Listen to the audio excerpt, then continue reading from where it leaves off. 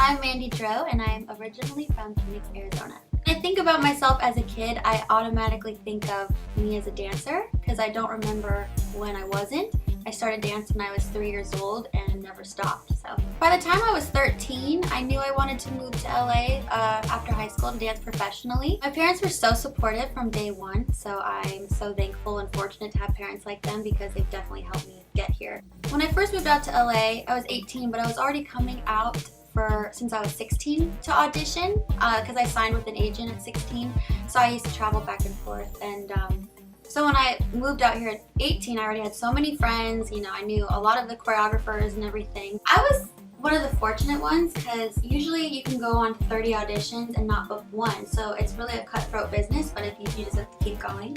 One of my very first auditions when I moved out to LA was for Miley Cyrus, and I ended up booking it. And so I was fortunate enough that then I went right on tour right after I moved to LA. I was like, Mom, I have an audition for Hannah Montana. My mom's like, what? Oh my gosh. I was like, yeah, Disney stuff. I had no idea. And then so it was a dream job. I didn't know what to expect. It was really cool to go from Miley's first tour as Hannah Montana, and she was opening up for the Cheetah Girls. And then within a year, her success just skyrocketed, and then she was headlining a world tour as Miley Cyrus, and the Jonas Brothers were opening up. So it was so crazy to see her grow, you know, into this huge artist within a year. A tour like that is so much fun. You all become family, and it's amazing, you know.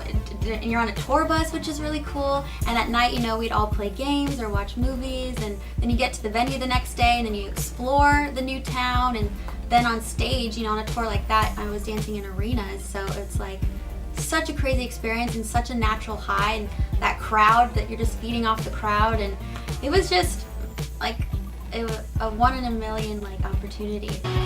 You're 1 in a million. When I was dancing for Miley, I knew as a dancer I felt like I really have done everything, you know, that I wanted to accomplish.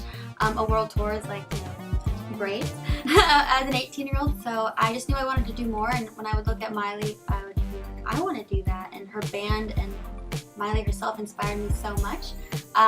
And so at the time, Miley knew that I wanted to do more. So her producer she was working with was holding a girl group audition, and she was like, you should totally audition. She's like, I think they would really like you. So I auditioned and I booked the girl group, and that's how I originally stepped into the music industry. Music has been a huge part of my life, you know, my whole life. You know, I was super cultured in music and different genres of music because I would be dancing to all these different kinds of songs. So yeah, and I put that same hard work and dedication into my music as I do as a dancer. So I'm so glad I learned that at such a young age, because it literally takes everything to succeed at something as big as I want to. It really takes, you know, you wake up in the morning and you do that all day until you go to bed. It takes everything, but to me it doesn't feel like work or a challenge.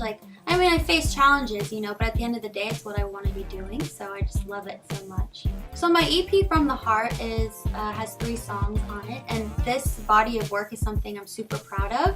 I've released features in the past, so this is my first, you know, it's a first look of, you know, who I am as a solo artist. I was a huge part of the writing process, and so every song is about a particular situation in my love life.